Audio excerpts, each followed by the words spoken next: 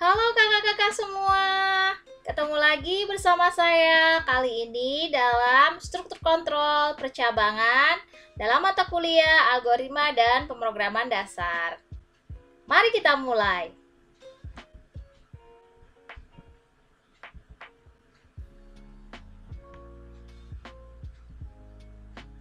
Sebelumnya, kita perlu memahami apa itu percabangan atau pemilihan. Jadi, di dalam pemrograman, percabangan atau pemilihan biasanya dikenal dengan if. If atau percabangan atau pemilihan digunakan jika ada syarat atau kondisi tertentu yang harus dipenuhi untuk melakukan proses. Sebelum kita masuk pada pemilihan ataupun percabangan itu sendiri, kita perlu memahami mengenai operator logika ya kakak. Jadi operator logika di sini ada dua yang akan saya perkenalkan, yaitu dan or. Mungkin kakak-kakak dulu pernah kan belajar di sekolah mengenai operator logika ini. Jadi dan di dalam bahasa C++ ditulis dengan menggunakan karakter dan dua kali untuk menghubungkan antara dua syarat, di mana operator logika ini akan menghasilkan benar jika kedua syarat yang dihubungkan juga bernilai benar. Jadi logikanya bisa disebut sebagai A disebut bisa jadian dengan B jika A suka B benar dan B suka A benar. Maka A suka B menjadi benar. Itu adalah hubungan dan. Sedangkan untuk operator logika OR dituliskan dengan tanda ini ya kakak ya. Mungkin kakak-kakak jarang menggunakan tanda ini di keyboard. Coba dicari pada keyboardnya, di mana letaknya. Di pemrograman ini karakter ini digunakan ya kakak untuk menuliskan operator logika OR. Operator logika OR dapat bernilai benar jika kedua syarat yang dihubungkan dengan operator logika ini salah satunya adalah bernilai benar. Jadi ini bisa jadi seperti klaim bertepuk sebelah tangan ya kakak.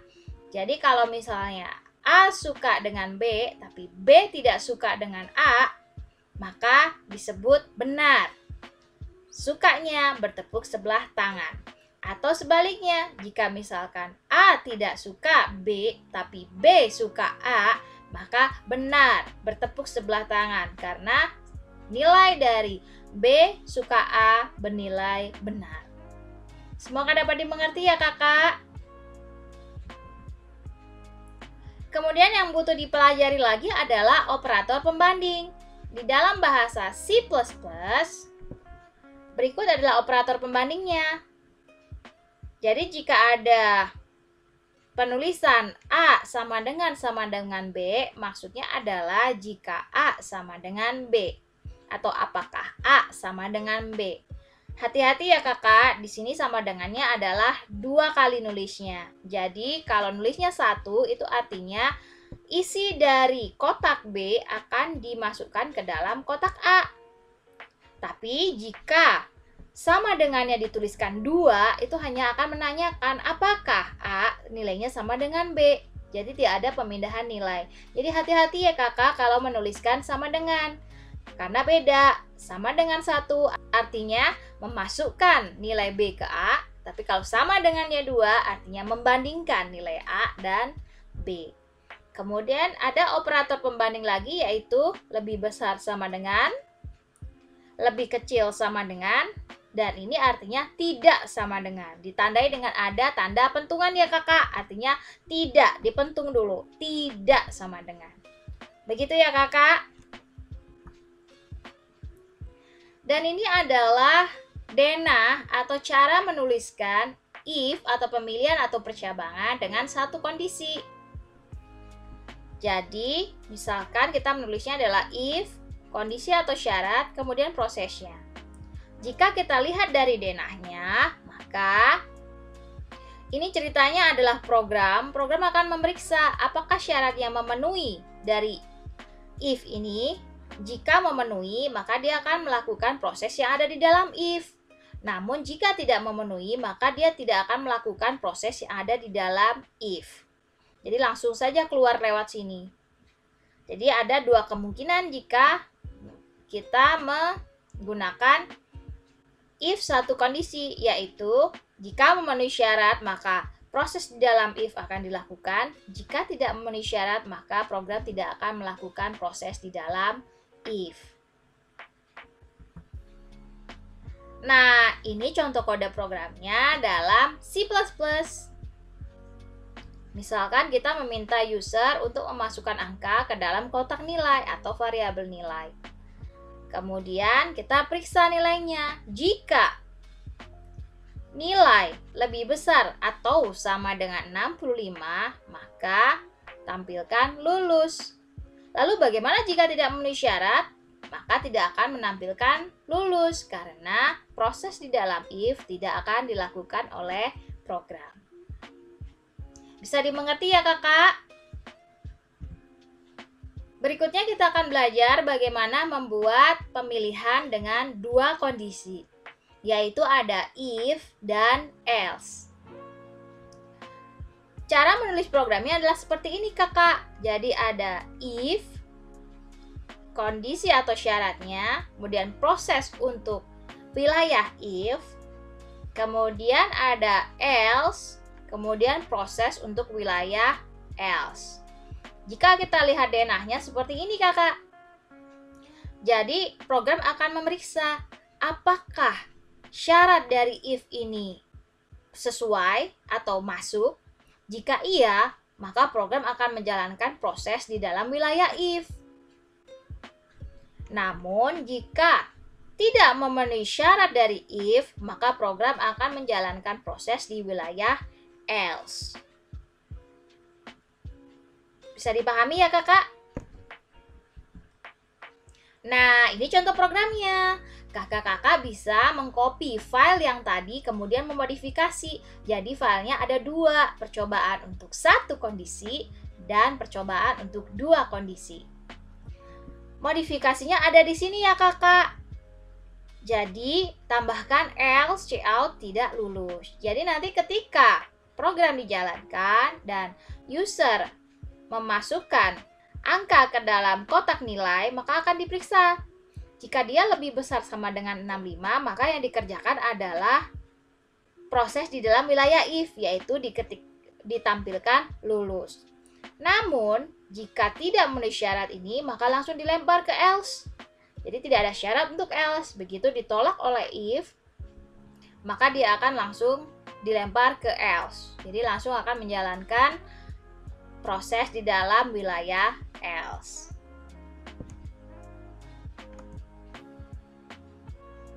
Berikutnya kita akan belajar mengenai pemilihan lebih dari dua kondisi. Bisa banyak ibu? Benar kakak, bisa. Jadi ada lagi if, else if, dan else. Apakah ini bisa else if lagi ibu? Bisa ya kakak. Jadi mau 10 kondisi, 11 kondisi, yang penting di akhirnya adalah else, yang di atasnya, yang paling atas adalah if, yang di tengahnya adalah else if. Nah, bagaimana denahnya kalau untuk pemilihan atau percabangan dengan kondisi seperti ini? Kita lihat di sini. Di sini ada 4 wilayah. 1, 2, 3, 4. Maka denahnya akan seperti ini kakak. 1, 2, 3, 4. Bagaimana cara kerjanya? Cara kerjanya adalah program akan mengecek pada if terlebih dahulu. Jika syarat di sebelah sini dapat dipenuhi, maka program akan langsung menjalankan proses di dalam wilayah if yang ini. Langsung ke bawah, tanpa memeriksa yang ini. Namun, jika misalkan syarat ini tidak terpenuhi, maka program akan langsung berjalan ke else if yang pertama. Diperiksa. Jika memenuhi syarat, maka program akan lewat sini dan menjalankan proses di dalam else if yang ini. Lalu ke bawah.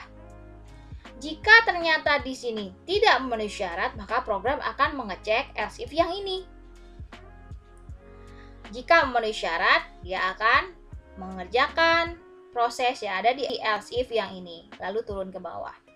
Namun jika tidak memenuhi ketiga-tiganya, maka akan langsung dilempar ke else, di mana else selalu tidak ada syaratnya. Ketika tidak diterima di sebelumnya, maka else akan selalu menerima apa adanya. Begitu ya kakak?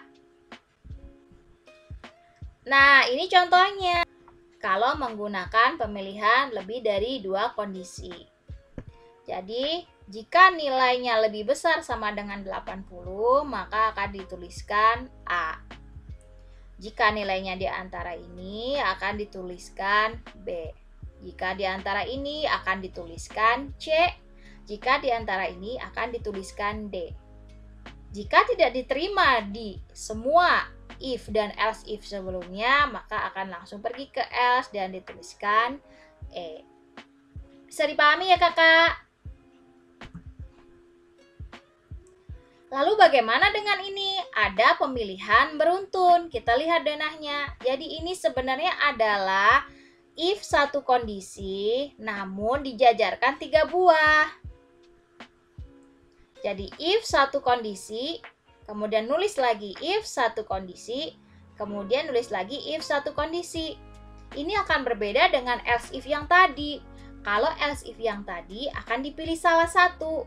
Namun jika if satu kondisi dan diletakkan secara beruntun, semua akan dieksekusi kakak. Jadi denahnya seperti ini. Cek if pertama. Jika memenuhi syarat, dia akan mengerjakan if pertama. Jika tidak, dia tidak akan mengerjakan if yang pertama.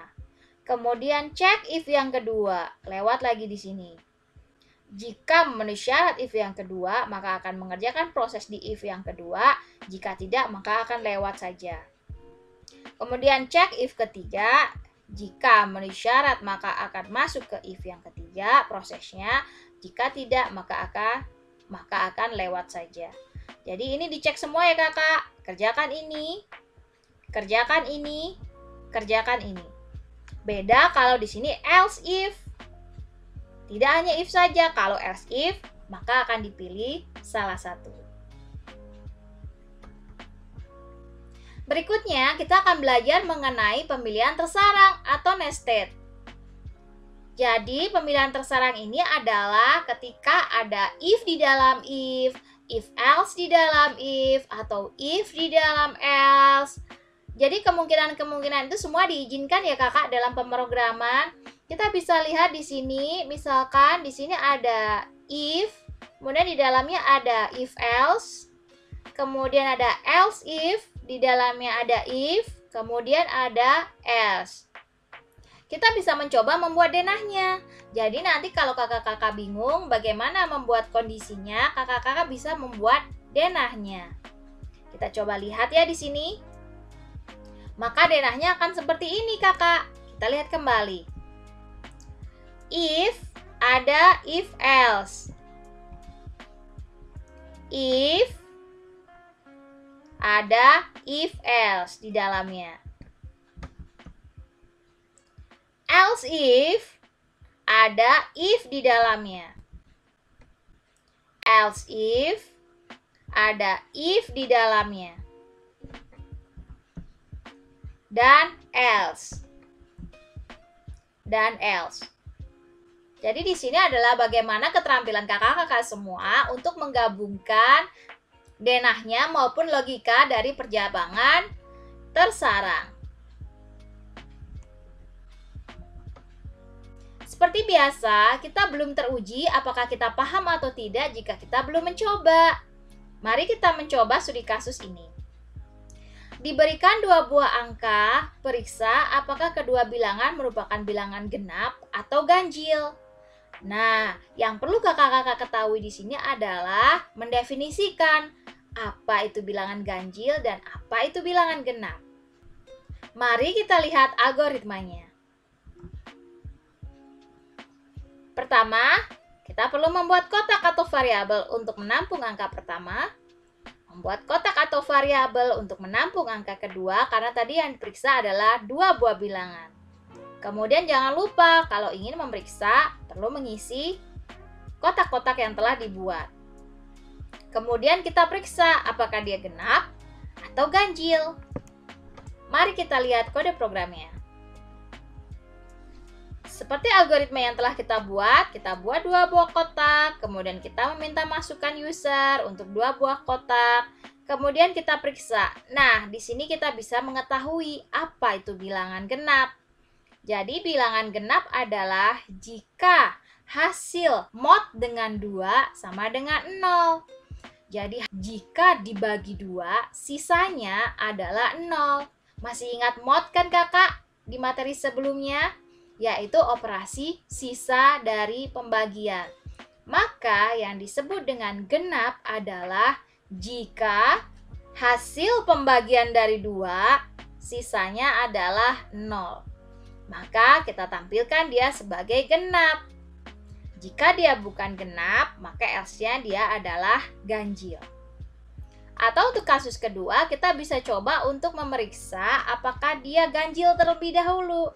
Artinya, ganjil itu jika dibagi 2, sisa pembagiannya tidak sama dengan 0. Maka kita bisa menulisnya seperti ini, kakak. Maka jika masuk syarat ini, kita bisa mengatakan bahwa itu adalah bilangan ganjil. Lainnya, atau jika dia bukan ganjil, maka pasti dia adalah genap. Maka ini adalah pemilihan untuk 2 kondisi.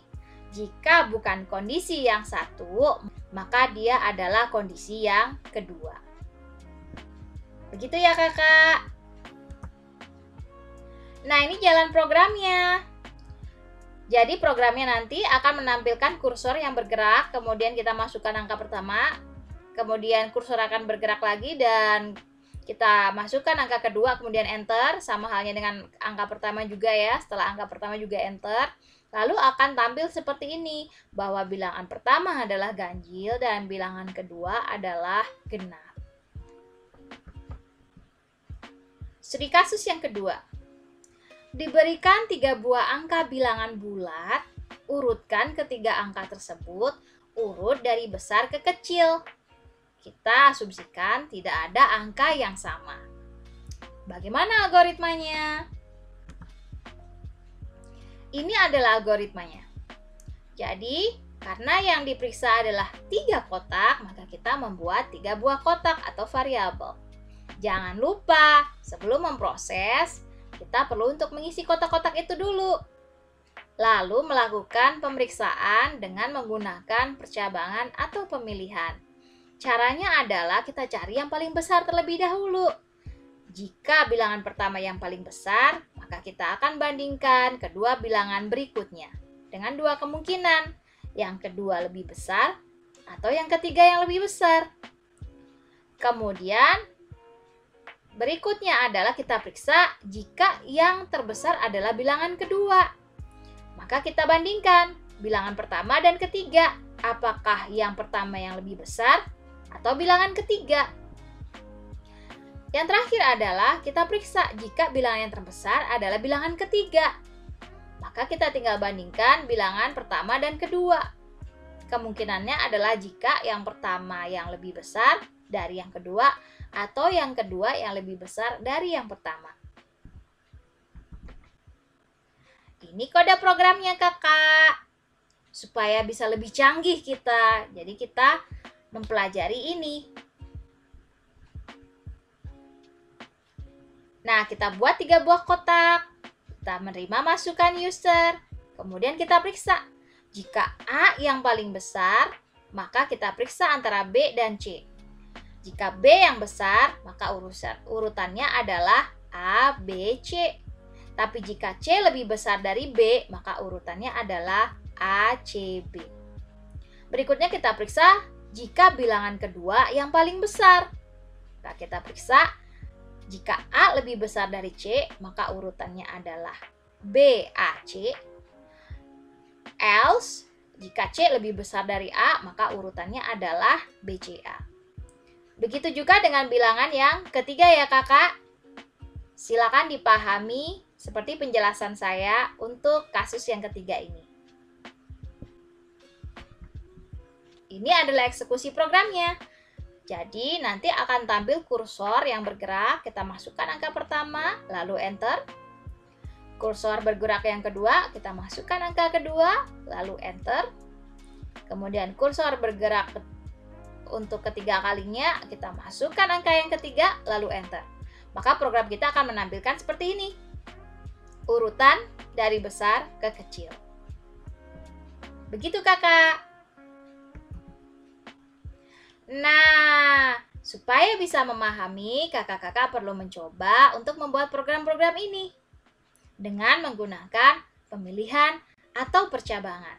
Dicoba ya kakak, biar mengerti apakah sudah paham atau belum. Jika belum paham, bisa mengulangi video ini sambil mencoba program-program sebelumnya. Dan jika masih belum paham sambil membuat kodenya, kakak-kakak bisa mempause video ini, membuat kodenya, dan mempraktekkan dan mengeksekusi hasil programnya.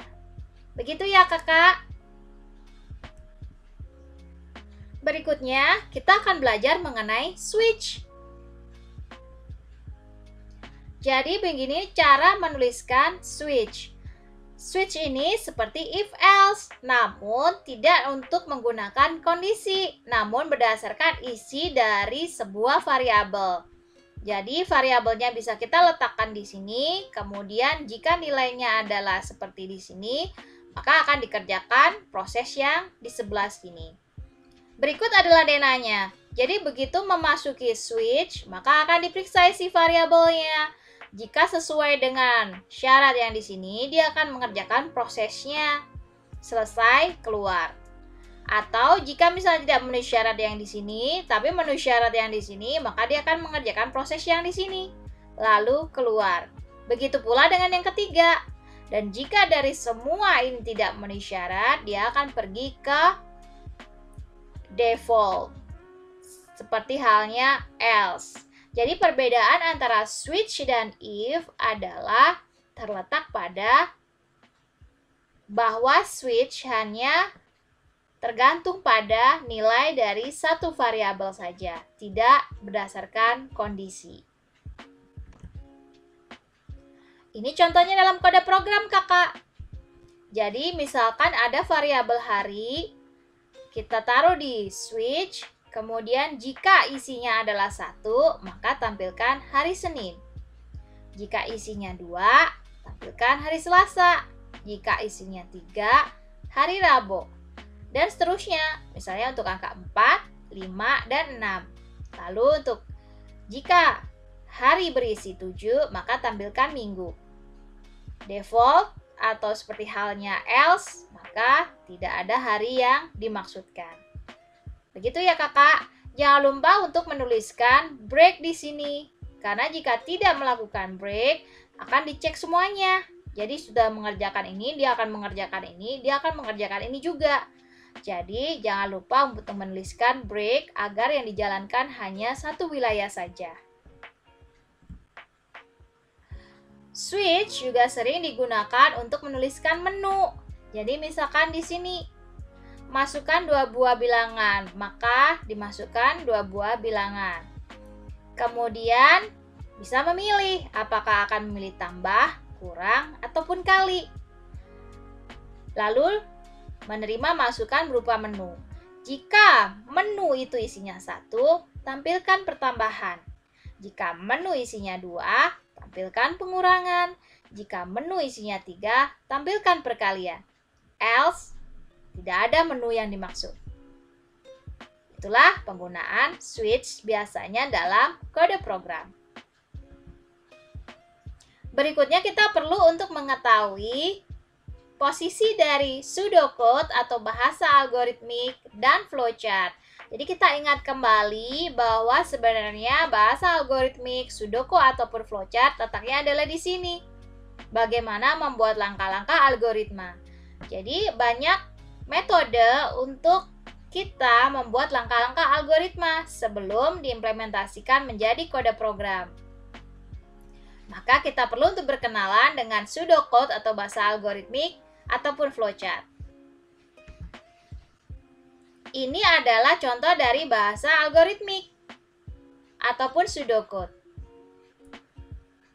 Ini adalah contoh untuk pemilihan satu kondisi, dan ini adalah contoh untuk pemilihan dua kondisi.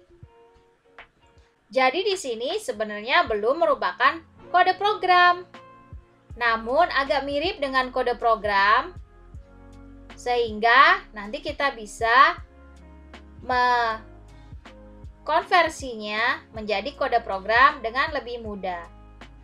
Jadi ada orang-orang yang menggunakan pseudocode atau bahasa algoritmik untuk membuat algoritma.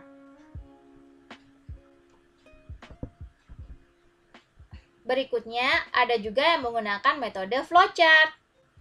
Jadi flowchart ini berupa diagram, kakak-kakak semua. Yang perlu kita pelajari adalah dan perlu kita ingat adalah simbol-simbol dari diagram flowchart. Misalkan kotak untuk proses, jajaran genjang untuk data, input-output, kemudian belah ketupat untuk pemilihan ataupun percabangan, kemudian ini adalah simbol untuk komentar, ini untuk inisialisasi atau pengesetan nilai pada program, kemudian ini disebut konektor.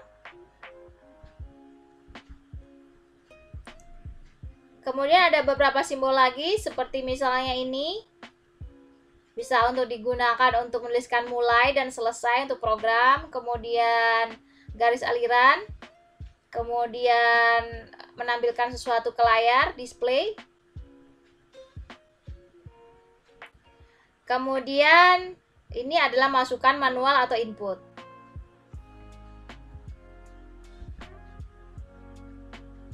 Ini adalah contoh pembuatan flowchart untuk program pemeriksaan apakah bilangan masukan adalah ganjil atau genap. Jadi, di sini kita bisa menggunakan simbol terminal untuk mulai dan selesai. Untuk mulai dan selesai. Kemudian ini untuk deklarasi variabel sebuah proses. Kemudian meminta inputan dari user. Kemudian menggunakan if untuk memeriksa jika ia genap, maka tampilkan genap. Ini adalah menampilkan bisa kemana saja ya, namun kalau misalnya menampilkan ke layar, simbolnya bisa berbeda. Jika tidak, maka tampilkan ganjil dan programnya selesai. Ini adalah contoh flowchart di mana orang mencoba untuk menggambarkan urutan solusi yang menjadi algoritma dengan menggunakan diagram.